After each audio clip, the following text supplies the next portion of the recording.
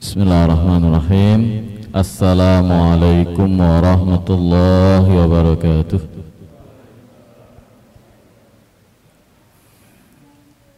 Alhamdulillahirabbil alamin, hamdan katsiran thayyiban mubarakan fi. Asyhadu an la ilaha illallah wa asyhadu anna Muhammadan abduhu wa rasuluh.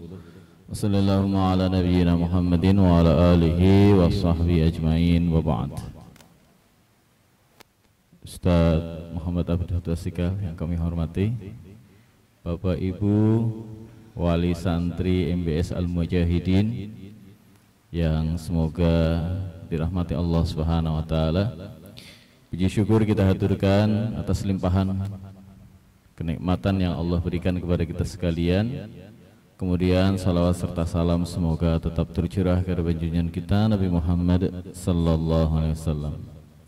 Terima kasih diucapkan kepada hadirin semua atas berkenannya meluangkan waktu untuk hadir di pondok kita untuk menambah pengetahuan kita tentang agama kita dan juga nantinya bertemu dengan putri-putri kita.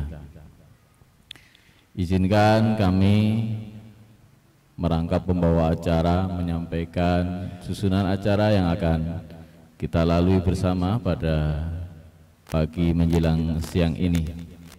Yang pertama pembukaan, kemudian beberapa informasi yang akan disampaikan, dilanjutkan dengan acara inti pengajian, dan di akhir episode nanti akan disampaikan sekilas pandang tentang SMA Mujahidin, kelanjutan dari pondok kita ini.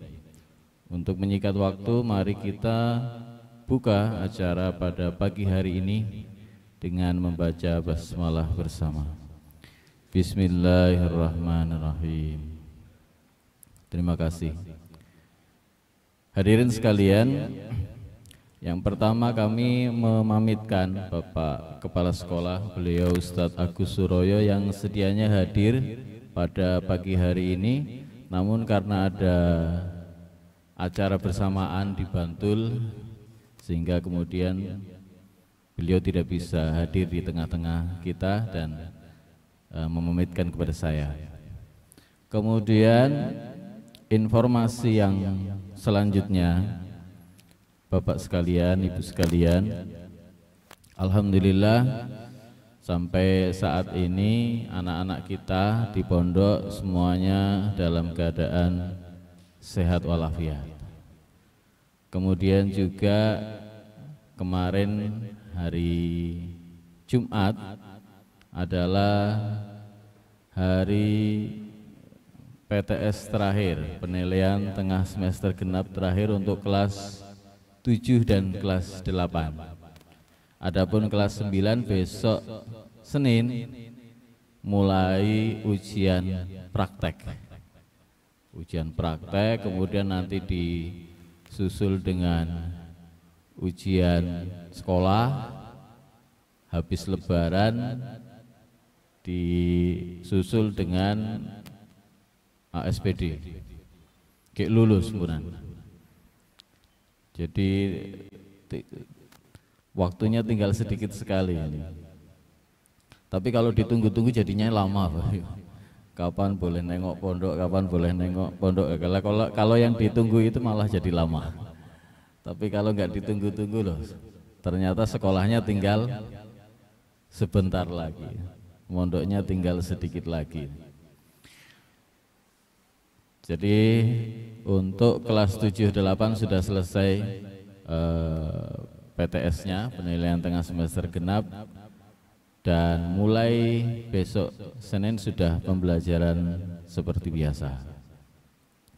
Informasi selanjutnya, Bapak Ibu sekalian, menyambut bulan Ramadan tahun ini 1443 Hijriah,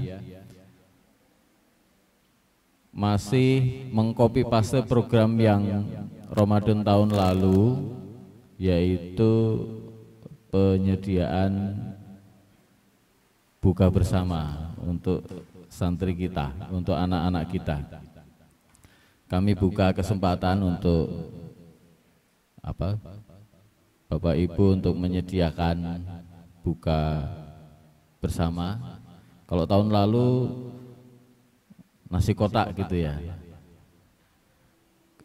Untuk saat ini jumlah porsi di asrama putri mencapai 160-an. Karena itu sudah lingkup dengan pengasuh, dengan musrif, dengan semua karyawan gitu. Untuk lebih detailnya kita akan susulkan edaran hari Senin insyaallah. Kemudian program yang kedua adalah pengadaan konblok Bapak Ibu. Konblok untuk kisar musola kita ini, biar ada tempat luas untuk bermain anak-anak kita, dan juga kita saksikan belum punya parkir yang memadai. Nah, untuk itu kami buka kesempatan bagi Bapak Ibu yang berkenan untuk ikut beramal dalam hal ini. Momennya mumpung mau masuk Ramadan. Kemudian juga di pimpinan daerah Muhammadiyah menyelenggarakan masih seperti yang dulu, cuma materinya yang lain, yaitu PRV ya, pesantren Ramadan virtual. Jadi kita membuat buku panduan tentang akhlak sehari-hari, mengikuti petunjuk Rasulullah. Bagaimana Rasulullah bertamu, bagaimana Rasulullah menerima tamu, dan seterusnya. Itu modulnya disediakan dalam rangka pesantren Ramadan virtual. Juga setiap pagi dan sore ada kultum singkat. Kalau pagi itu isinya adalah tafsir ayat, yaitu 50 pokok prinsip dalam Al-Quran. Kemudian kalau sore menjelang buka puasa, isinya adalah fatwa-fatwa seputar Ramadan.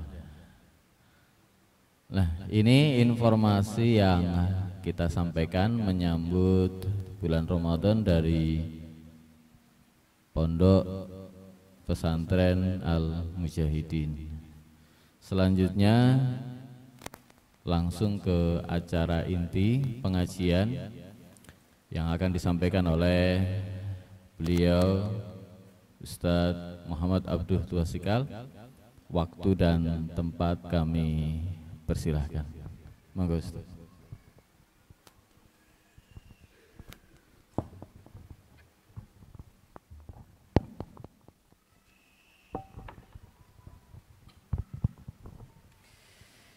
Bismillahirrahmanirrahim. Assalamualaikum warahmatullahi wabarakatuh. Alhamdulillahi rabbil alamin. Hamdan katsiran thayyiban mubarakan fi kama yuhibbu rabbuna wa yarda. Wa asyhadu an la ilaha illallah wahdahu la syarikalah. Wa asyhadu anna Muhammadan abduhu wa rasuluh. Allahumma salli ala nabiyyina Muhammad wa ala alihi wa man tabi'ahum bi ihsan ila yaumiddin. Allahumma anfa'na bima 'allamtana wa 'allimna ma yanfa'una wa zidna ilma. Puji syukur kita panjatkan pada Allah Rabbul Alamin. Salawat serta salam mugi-mugi tercurah pada junjungan kita sekalian, Nabi Agung, Nabi kita yang mulia, Nabi kita Muhammad sallallahu alaihi wasallam. Bapak, ibu-ibu, para wali yang semoga Allah rahmati dan berkahi, kita bersyukur pada kesempatan pagi ini Allah Subhanahu wa taala memberikan kita keberkahan, memberikan kita kebaikan, dan bisa berkumpul di majelis yang mudah-mudahan mendapatkan rahmat Allah, mendapatkan sakinah, ketenangan, dan juga mendapatkan penjagaan dari Allah oleh para malaikatnya, dan mudah-mudahan kita mendapatkan sanjungan dari Allah di sisi makhluk-makhluk Allah yang mulia, yaitu para malaikat yang ada di langit sana. Bapak dan ibu-ibu sekalian, pada kesempatan kali ini kita akan membahas seputar motivasi beramal ketika kita nantinya masuki bulan Ramadan. Bulan Ramadan sebentar lagi, dan persiapan ilmu ini sangat-sangat penting. Di samping kita punya persiapan juga hal-hal yang lainnya. Sebagaimana kata para ulama, al-ilmu imamul amal wal amalu tabi'uhu. Ilmu itu imam atau pemimpin dari amalan, dan amalan itu berada di belakang ilmu tadi. Artinya kita disuruh belajar untuk memasuki hal-hal penting, terutama ibadah wajib yang nanti kita laksanakan di bulan Ramadan. Yang jelas bulan Ramadan bulan sangat-sangat istimewa bagi kita semuanya. Bulan Ramadan ada syariat puasa yang wajib. Kemudian bulan Ramadan ini pintu-pintu kebaikan itu terbuka, pintu-pintu maksiat itu tertutup. Sebagaimana sabda Nabi sallallahu alaihi wasallam, "Idza jaa Ramadhanu futihat abwabul jannah wa ughliqat abwabun nar wa sufidatis syayatin." Ketika bulan Ramadan itu tiba, pintu surga itu terbuka, pintu neraka itu tertutup, dan setan-setan pun itu diikat atau dibelenggu. Maka kata para ulama ya, bahwa hadis ini maknanya di bulan Ramadan kita sangat mudah sekali untuk melakukan amalan-amalan kebaikan, dan maksiat biasanya berkurang, walaupun kenyataannya masih ada maksiat terjadi di bulan Ramadan. Nah, ini nggak bisa dimungkiri karena kenyataannya atau realita yang kita lihat terjadi masih ada maksiat. Bahkan masih ada pelanggaran-pelanggaran yang kita sebenarnya tahu itu salah, tapi kita lakukan di bulan Ramadan. Bahkan mungkin pelanggaran ini adalah pelanggaran yang kaitannya dengan pelaksanaan puasa itu sendiri. Nah, kalau kita lihat para ulama itu jelaskan kenapa maksiat itu masih terjadi di bulan Ramadan. Sebagaimana dikatakan oleh Imam Abul Abbas Al-Qurtubi bahwa maksiat masih mungkin terjadi karena 3 sebab. Maksiat di bulan Ramadan itu masih mungkin terjadi karena 3 sebab. Pertama, kata beliau, ada yang menjalani puasa, puasanya enggak benar, rukun tidak terpenuhi atau syarat-syarat tidak terpenuhi, dia tidak serius dalam menjalani puasa, sehingga setan itu mudah menggoda, setan itu mudah mengganggu, maksiat jalan. Alasan yang kedua, kata Imam Abul Abbas Al-Qurtubi, bahwa maksiat masih mungkin terjadi karena maksiat itu sebabnya bukan hanya godaan setan saja. Ada karena faktor sudah jadi kebiasaan, ada karena faktor dorongan hawa nafsu, sehingga maksiat itu masih bisa terjadi. Ada yang punya kebiasaan memang di luar bulan Ramadan sholatnya nggak tertib. Maka kalau masuk bulan Ramadan, ya cenderung dia akan membawa sifat malasnya di luar bulan Ramadan masuk ke bulan Ramadan seperti itu.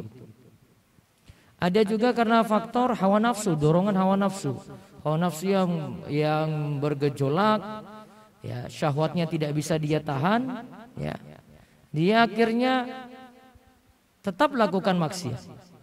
Tidak bisa segalanya itu disalahkan pada setan. Ya, tidak selamanya itu karena godaan setan. Jadi karena ada faktor kebiasaan, ada karena faktor ya itu dorongan hawa nafsu. Nah, ini alasan yang kedua kata Imam Abul Abbas Al-Qurtubi. Kemudian alasan yang ketiga adalah setan yang dimaksud yang diikat. Ya, tadi sufidati syayatin, setan yang diikat itu Bapak Ibu sekalian ada setan-setan yang besar, ada setan-setan yang kecil. Yang diikat itu hanya setan-setan yang besar saja. Setan-setan yang kecil itu masih berkeliaran. Ditambah lagi kalau kita mau mengatakan setan itu ada juga dari kalangan minal jinnati wan nas, dari kalangan jin dan dari kalangan manusia. Jadi tidak hanya kita katakan maksudnya terjadi karena setan-setan tadi, ya ada setan dari yang besar tadi itu memang diikat, namun ada setan kecil yang tetap berkeliaran, atau ada setan dari kalangan manusia yang tetap bertindak untuk menggoda sampai seorang itu bermaksiat. Makanya kadang orang lakukan pelanggaran saat puasa dia diuji, ya, itu karena faktor teman, karena faktor lingkungan. Faktor teman yang jelek, lingkungan yang jelek itu buat pengaruh. Nah, biasanya kalau kumpul dengan orang-orang baik maka akan ketularan baik. Kalau dia kumpul dengan orang-orang jelek maka akan ketularan jelek. Seperti sabda Nabi SAW, arwah itu junudum mujannadah. Ya, arwah itu seperti bala tentara. Sifatnya itu kata Nabi SAW, jika karakternya sama-sama baik, nah, maka akan kumpul dengan orang-orang yang baik. Jika karakternya sama-sama jelek, maka akan kumpul dengan orang-orang yang jelek. Nah, Bapak Ibu-ibu, seperti dalam kisah pernah dengar mungkin kisah Ashabul Kahfi. Di dalam kisah ini kira-kira ada berapa pemuda yang ada di dalam kisah tersebut? Nah, Bapak, ada berapa pemuda kira-kira? 3, 5, 7, anjingnya yang ke-8. Nanti kalau jenengan baca surat Al-Kahfi setiap Jumat, nanti berhenti ketika membicarakan tentang jumlah pemuda itu. Nah, nanti yang dalam ayat disebutkan 3, yang keempat itu adalah anjingnya. Kemudian terus disebutkan 5, yang ke-6 itu adalah anjingnya. Namun di situ disebut lanjutan ayatnya rajman bil ghaib. Itu cuma menerka-nerka ilmu gaib saja. Nah, artinya dianggap keliru. Ya, dianggap keliru, bukan 3, bukan 5. Nah, terus Allah menyebut 7. Ya, kemudian anjingnya itu yang ke-8. Maka jumlah pemuda Al-Kahfi itu 7. Nah, ceritanya saya ingin jelaskan di sini, waktu para ulama ceritakan tentang kisah ini. Jadi pemuda-pemuda Al-Kahfi itu adalah anak-anak dari putra-putra dari tokoh-tokoh besar yang hidup di zamannya, dengan seorang raja yang zalim namanya Dicyanus. Pemuda-pemuda ini sebelumnya tidak saling kenal. Kemudian mereka hadir di suatu acara besar di negerinya. Ada suatu pesta atau suatu perayaan. Dia dengan ayahnya, dengan orang tuanya hadir, dengan kaumnya itu hadir, lihat pertunjukan, lihat perayaan yang dilaksanakan ketika itu. Nah, di situ ada penyembahan asnam, penyembahan patung berhala. Kemudian ada sujud kepada selain Allah. Artinya perbuatan yang dilakukan itu adalah perbuatan syirik. Nah, saat ini terjadi, pemuda-pemuda tadi kemudian tiba-tiba langsung ini satu keluar, satu lagi keluar, satu lagi keluar, satu lagi keluar. Sampai ada 7 pemuda tadi keluar masing-masing dari kaumnya yang sedang berkumpul untuk melakukan perayaan tadi. Nah, terus ketika mereka keluar, mereka bertemu satu sama yang lainnya. Satu cerita, saya nggak setuju dengan perbuatan kaum kita tadi ini. Mereka menyembah kepada selain Allah. Mereka menyembah patung, mereka melakukan sujud kepada selain Allah. Satu lagi cerita, saya juga nggak setuju ini. Satu nggak setuju lagi, satu nggak setuju. Semua ternyata punya sifat yang sama. Sebelumnya nggak saling kenal. Sebelumnya itu ceritanya tidak saling kenal, Bapak Ibu. Namun masing-masing keluar karena punya karakter yang sama. Ketika bicara, ketika ngobrol, ketemu, ya klop. Oh, ini pas ini. Oh, ini ceritanya pas. Nah, ini kita cocok nih. Akhirnya mereka dipanggil raja, ya. Ditanya, Ya, kenapa kalian keluar? Kenapa kalian tidak bergabung ikut perayaan? Ya, mereka katakan bahwasanya kami tidak setuju itu. Kami akan menyembah Allah Subhanahu wa taala. Kami akan tetap beribadah kepada Allah. Nah, kemudian akhirnya mereka pergi mengasingkan diri, yang sebelumnya tidak saling kenal, pergi sama-sama menuju suatu goa, mereka berdiam di situ. Nah, ini menunjukkan ada orang itu yang awalnya tidak saling kenal. Ya. Dia bisa jadi baik karena kumpul dengan teman-teman yang baik juga. Karakternya jadi terbina ketika itu. Oh, ini sama sifatnya, ini sama sifatnya, oh ini sama sifatnya. Nah, saling mendukung satu yang lainnya. Maka yang punya karakter yang sama biasanya kumpul dengan orang yang sama. Yang punya karakter yang berbeda nanti kumpul juga dengan orang yang berbeda. Nah, ini pelajarannya. Lingkungan, faktor teman itu membawa pengaruh. Sama seperti anak-anak kita juga kalau sekolah di tempat yang baik, lingkungannya baik, itu bawa faktor pengaruh. Ya, akhirnya orang tua ya ketika lihat anak-anaknya punya lingkungan yang baik, ya dia tidak punya rasa khawatir besar. Beda dengan kalau dia dapati lingkungan yang jelek. Nah, kembali ke masalah faktor terakhir tadi, apa yang menyebabkan maksiat masih terjadi? Ya karena ada faktor setan-setan besar diikat, tapi masih ada setan-setan kecil dan masih ada setan dari kalangan jin dan kalangan manusia. Dan faktor lingkungan itu sangat-sangat pengaruh sekali. Nah, Bapak, Ibu-ibu nanti bisa dapatkan hal ini misalnya di bulan Ramadan. Bagaimana kalau kita punya lingkungan di masjid yang baik, ya bimbing dengan baik, ada pengajian-pengajian, ya. Kemudian ada pembimbingan yang baik dari seorang ustadz, ya, atau dari para penceramah yang hadir, gitu. Nah, itu akan membawa pengaruh pada jamaah. Namun kalau lingkungannya jelek, kemudian ya amalannya jauh dari yang dituntunkan dalam Islam, atau di masyarakat kita ya banyak maksiat, nah itu akan pengaruh juga pada diri kita, bahkan keluarga kita, bahkan pada anak-anak kita. Nah, ini contoh masalah pengaruh tadi. Orang Arab itu sampai mengatakan as-sahibu sahibu. Yang namanya sahabat, ya teman, itu sifatnya itu menarik. Dia bisa tarik orang lain ke lingkungannya. Kalau ini lingkungan yang baik, ditarik ke yang baik. Kalau ini lingkungan yang jelek, bisa ditarik ke yang jelek.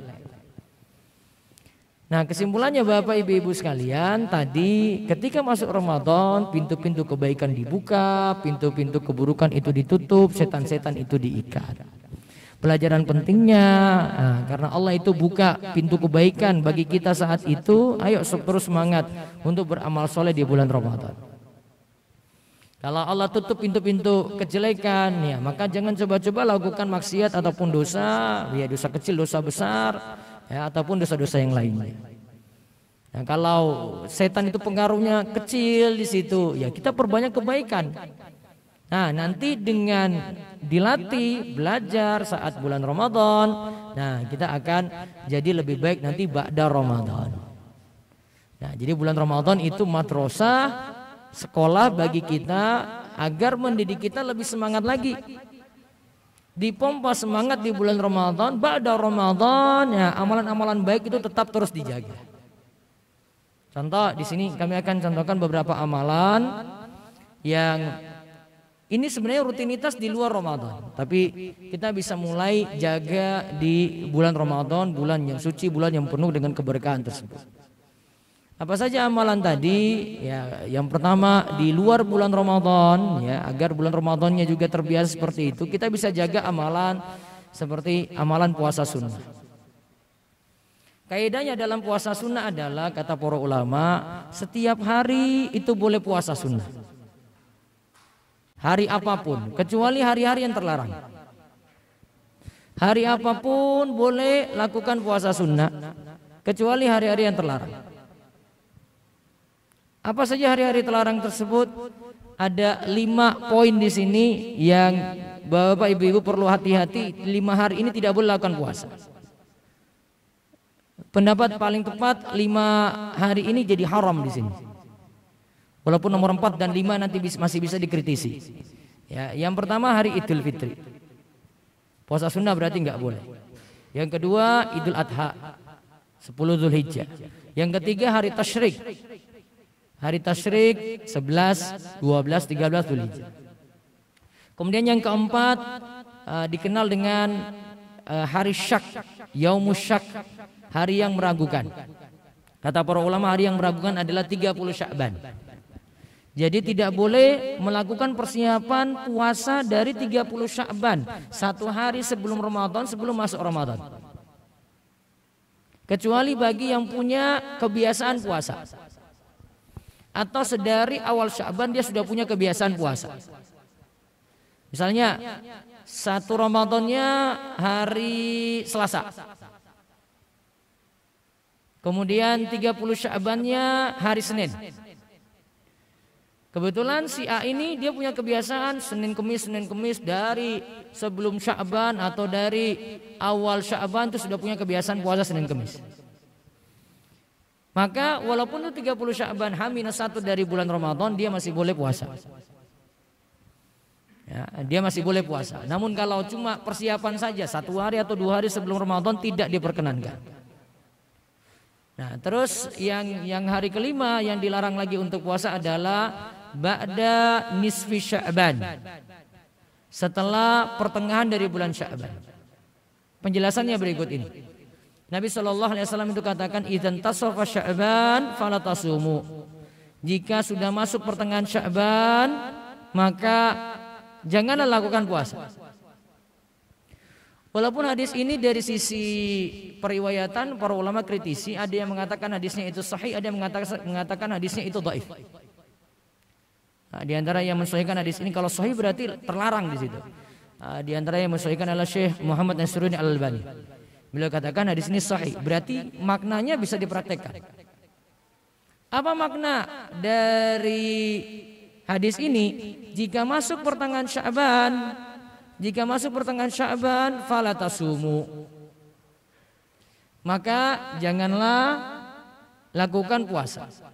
Nah, para ulama kecualikan kalau yang melakukan puasa di mana itu merupakan kebiasaan dari sebelum pertengahan Sya'ban masih boleh. Dia punya kebiasaan Senin Kemis.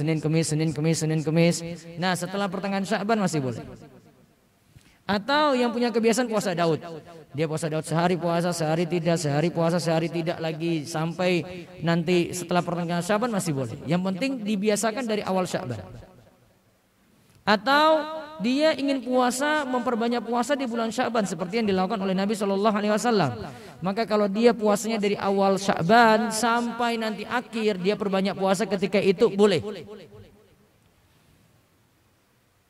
Atau ada ibu-ibu ya, dia punya utang puasa, masih punya qada puasa, maka setelah pertengahan Sya'ban dengan alasan bayar qada puasa masih dibolehkan karena ada sebab. Lalu yang tidak dibolehkan bagaimana? Tadi cuma persiapan saja, pemanasan. Kalau cuma sekadar pemanasan tidak dibolehkan. Ya, karena berdasarkan hadis tadi idzan tasafa Sya'ban fala tasumu. Jika telah masuk pertengahan Sya'ban maka janganlah berpuasa. Nah, maka kalau mau ambil pelajaran dari bulan Ramadan, di luar bulan Ramadan sebenarnya kita dilatih untuk melakukan puasa sunnah. Misalnya Senin Kemis. Lagi anak-anak di pondok sini dibiasakan itu.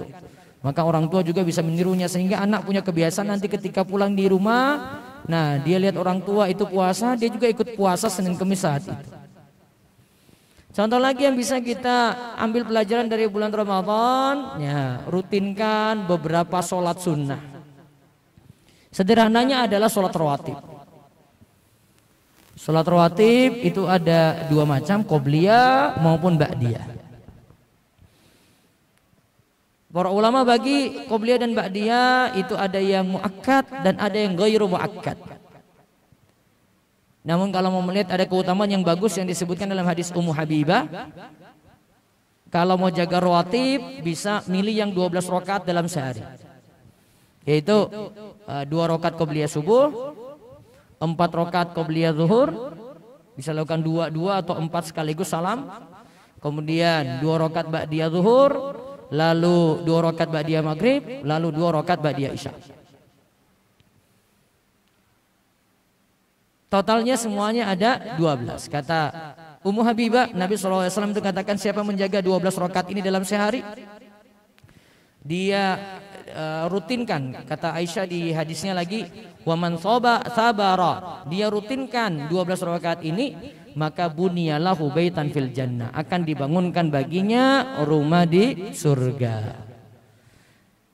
Apa pengertian dari qobliyah dan ba'diyah? Nah, Bapak Ibu bisa perhatikan perbedaan antara qobliyah dan ba'diyah di sini. Qobliyah itu adalah sholat sunnah yang dilakukan sebelum sholat wajib atau dilakukan sesudah sholat wajib. Yang penting masih di waktunya. Sedangkan sholat ba'diyah adalah sholat sunnah yang dilakukan setelah sholat wajib. Tidak boleh dilakukan sebelum sholat wajib. Yang penting masih di waktunya. Ada perbedaan? Ada perbedaan enggak? Qobliyah sama ba'diyah tadi? Bapak ada bedanya enggak? Ada? Ada ya? Kalau qobliyah tadi sebelum atau sesudah? Dua-duanya. Namun kalau ba'diyah cuma sesudah saja. Nah, sini saya kasih tahu rahasia, jenengan bisa jaga 12 rakaat sehari tadi jika misalnya qobliyah subuh ya. Qobliyah subuh ini enggak sempat. Masuk masjid sudah lagi sholat ini, lagi sholat subuh ini, kan jenengan enggak sempat qobliyah. Bagaimana qobliyah tadi? Ba'da sholat subuh lakukan apa? Qobliyah. Dan itu bukan istilahnya qadha. Itu masih waktu sholat qobliyah. Atau misalnya sholat zuhur ada qobliyah kan? Nah, tadi ada 2 rakaat atau 4 rakaat sekaligus ya sebelum zuhur. Misalnya masuk ke masjid sudah laksanakan sholat zuhur. Saya ikut imam sholat zuhur nih. Ba'da sholat zuhur bagaimana? Masih bisa kerjakan qobliyah enggak? Masih boleh. Jadi setelah sholat zuhur kerjakan qobliyah, baru kerjakan ba'diyah. Namun kalau ba'diyah tidak bisa ditaruh di awal, sebelum sholat wajib nggak bisa. Misalnya saya mau pergi perjalanan nih, saya mau sholat isya. Tapi nanti ba'diyah kayaknya nggak sempat nih. Saya mau langsung habis salam sholat isya, saya mau pergi langsung. Ba'diyahnya saya taruh di awal aja sebelum sholat isya. Nggak boleh, karena ba'diyah tidak boleh sebelum sholat wajib. Namun kalau qobliyah masih sebelum atau sesudah sholat wajib. Nah, ini pendapat dari ulama Syafi'iyah ketika mendefinisikan qobliyah dan ba'diyah. Maka kalau ada yang punya kesulitan kerjakan sholat qobliyah sebelumnya bisa ganti sesudahnya. Maka 12 rakaat dalam sehari tadi masih bisa dijaga. Tadi puasa sunnah, ada sholat rawatib. Bisa juga kita rutinkan nantinya di bulan Ramadan dijaga, pada Ramadan dijaga sholat tarawih. Kalau di luar bulan Ramadan kita istilahkan dengan sholat lail, sholat malam atau sholat tahajud. Kalau di bulan Ramadan kita sebut dengan sholat tarawih. Sholat tarawih ditutup dengan witir. Saya contohkan sederhana saja, coba rutinkan witir setiap harinya. Caranya bagaimana? Kalau disebut oleh Al-Qadi Abu Syuja, beliau sebut setelah sholat isya lakukan ba'diyah 2 rakaat. Terus witir 1 rakaat. Maka dia menyebut di antara sunnah rawatib yang bisa dijaga rutin adalah setelah isya lakukan sholat 3 rakaat. 3 rakaat ini ba'diyah isya 2, setelah itu isyanya, setelah ba'diyah isyanya lakukan sholat witir 1 rakaat. Kan witir kan minimal berapa rakaat? 1. Adnal kamal, kalau para ulama katakan adnal kamal yang sedikit namun sempurna 3 rakaat. Sedikit namun sempurna 3 rakaat. Namun yang paling ringan 1. Gimana kita bisa jaga rutin sholat setiap malamnya, dapat pahala sholat witir terus ya? Triknya gampang. Habis sholat isya, ba'diyahnya 2, witirnya 1. Sholat witir itu sholat yang dilakukan antara isya dan subuh. Jumlah rakaatnya ganjil. Isya dan subuh, dan sholat witir ini jadi penutup sholat malam. Sebagaimana sabda Nabi SAW, ij'alu akhira sholatikum bilaili witran. Jadikanlah penutup sholat malam kalian adalah sholat witir. Ba'diyah isya terus witir 1, sudah ditutup tuh. Pak Ustadz, saya nanti malam pingin tahajud lagi. Ya, taib. Kalau memang yakin bisa tahajud lagi, ya niatin tahajud. Nanti tahajudnya tidak witir ulang lagi. Witirnya cukup pakai yang pertama.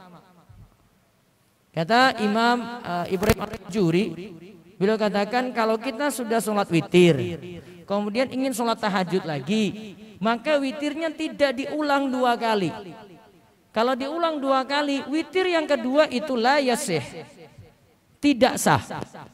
Karena Nabi SAW katakan la witroni fi lailatin, tidak ada 2 witir dalam 1 malam. Tidak ada 2 witir dalam 1 malam.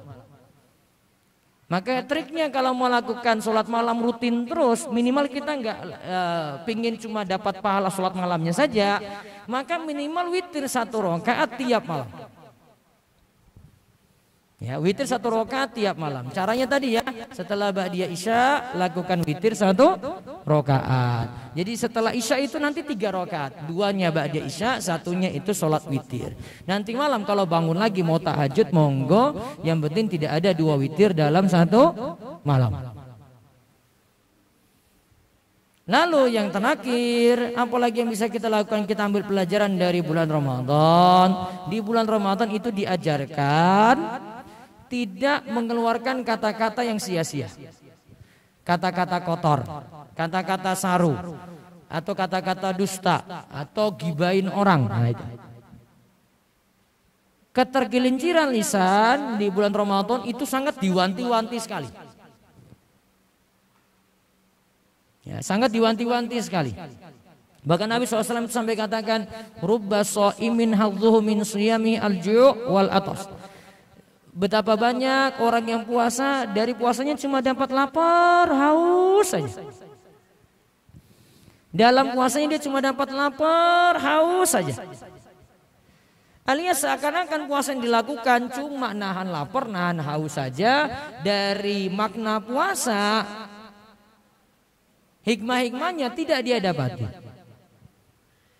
Nah, maka kita belajar kalau di bulan Ramadan itu jaga lisan, jaga omongan, termasuk juga jaga pandangan. Gitu.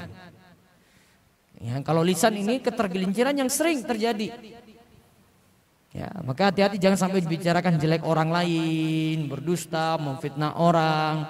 Di bulan Ramadan sangat diwanti-wanti.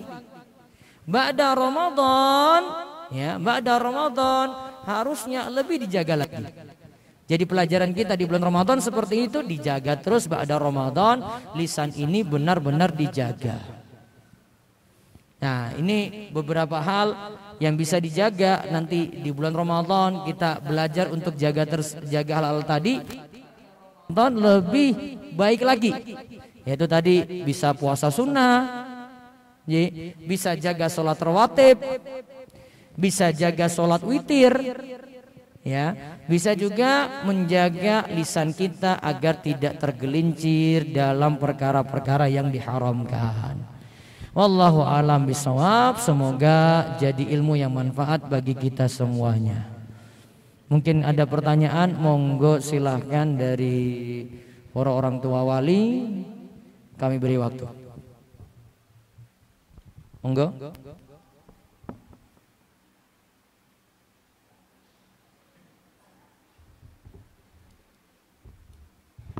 Ada Pak yang ditanyakan? Ngacung aja terus bertanya. Silakan.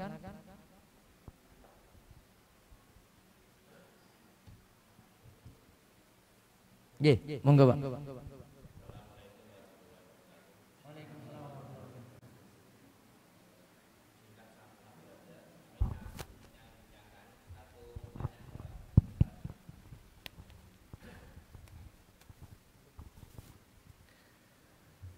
Mohon pencerahannya.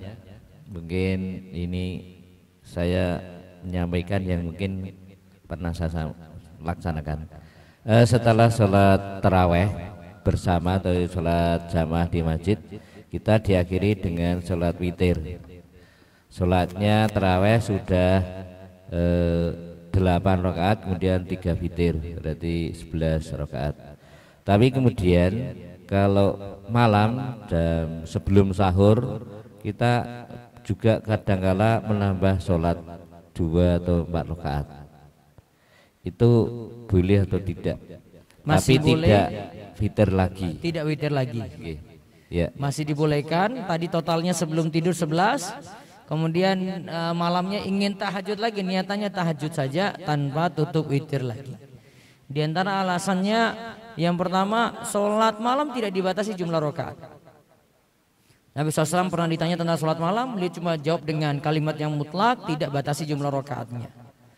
Adapun hadis yang menyatakan Nabi SAW di bulan Ramadan, sebagaimana hadis Aisyah hanya 11 rakaat saja, ya.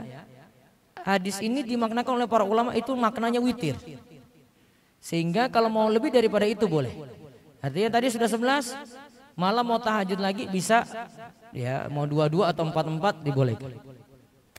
Ya, terima kasih. Assalamualaikum warahmatullahi wabarakatuh. Assalamualaikum warahmatullahi wabarakatuh. Ada lagi? Bapak monggo. Ye.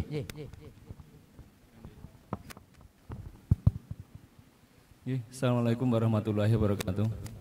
Waalaikumsalam warahmatullahi wabarakatuh. Terima kasih kesempatannya. Mohon tanya Ustadz, kalau nyun sewu nggih, kita kan biasanya sholat tarawihnya niku 8 tambah 3 11 nggih. Kemarin dapat informasi kalau yang di Mekah 20 tambah 3, di Madinah bahkan 30 lebih jadi 36 bahkan Di sampai 39. Madinah sama masih 23 juga. Oh 23 kemarin pokoknya ada yang sampai 36 atau 39 kan. Riwayat dari Imam Ahmad berarti, bukan praktek saat ini. Ulama dulu ya. Mohon untuk penjelasannya. Ya, makanya tadi saya katakan sholat malam tidak dibatasi jumlah rakaat. Mau milih 11 boleh, mau milih 23 boleh. Imam Ahmad pernah lakukan sampai 39 rakaat atau 40 terus belum ditutup witir. Karena memang keyakinannya tidak dibatasi jumlah rakaat.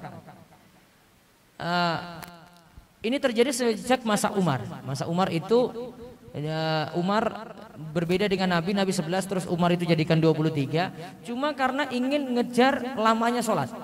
Soalnya kalau Nabi SAW itu sholat malam atau sholat tarawih, beliau itu dari habis Isya sampai menjelang sahur. Hitung aja sekitar berapa jam? 6 ya, taruhlah 6 paling cepat lah, 6 jam. 6 jam itu berdiri 11 rakaat Pak. Jangan hitung aja 6 dibagi 11 itu berapa menit kira-kira tiap kali berdiri gitu loh.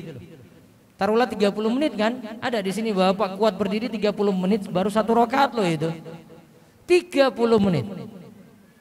Kalau bacaan imamnya enak mungkin masih mau gitu ya. Tapi juga masih mikir-mikir kayaknya cuma hari pertama saja gitu. Hari berikutnya belum tentu. Nah. Kemudian Umar kasih ini kebijakan. Kalau begitu sholatnya gak jadi 11 tapi jadi 23. Tapi dengan jumlah berdiri yang lebih ringan. Artinya tidak sampai setengah jam tadi lah kalau kita hitung seperti itu. Lebih di bawahnya lagi. Itu pun masih lama juga. Nah itu alasan logisnya gitu. Di samping riwayat dari Umar juga benar. Nah makanya kalau seandainya sudah 11 mau nambah lagi masih boleh. Tapi kalau cukupkan dengan 11 saja sudah sah. Seperti itu. Wallahu a'lam. Berarti untuk yang 36 itu tidak ada aja. Boleh kalau jenengan lihat imamnya yang penting tumaknina ketika sholat boleh diikuti. Ya masalahnya itu bukan banyak, yang penting kualitasnya Pak. Kalau banyak tapi kualitasnya enggak pas ya tetap enggak manfaat banyaknya tadi. Yang penting kualitas. Bukan kuantitas. Kualitasnya lebih utama dikejar daripada kuantitas. Cukup? Ya. Ada lagi? Nggih.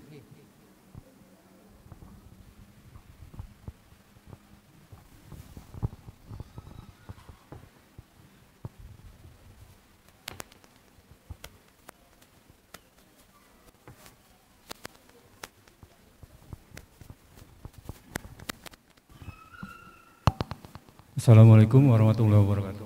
Waalaikumsalam warahmatullahi wabarakatuh. Mohon pencerahannya Pak Ustadz. Kami pernah, ya bukan pernah, tapi setiap Ramadan itu setelah sholat Isya sebelum sholat tarawih itu ada jeda, biasanya dilaksanakan sholat sunnah rawatib. Nah, kalau sudah sholat sunnah rawatib jadi jeda itu kan kita apakah melaksanakan sholat sunnah rawatib, sholat sunnah ba'da isya atau sholat sunnah yang lainnya sebelum tarawih dimulai? Bebas sebenarnya, Pak. Bebas. Atau gimana, Pak? Bebas sebenarnya. Bebas. Berarti kita boleh tarawih dulu, setelah itu baru sunnah ba'diyah. Oh, ba'diyah dulu. Oh, ba'diyah dulu. Iya, atur urutannya yang paling bagus ya, isya, terus ba'diyah, terus tarawih. Tarawih paling afdol di awal malam gitu. Daripada nunda di akhir malam. Oh, gitu. Saja tanyakan. Baik. Masih ada lagi?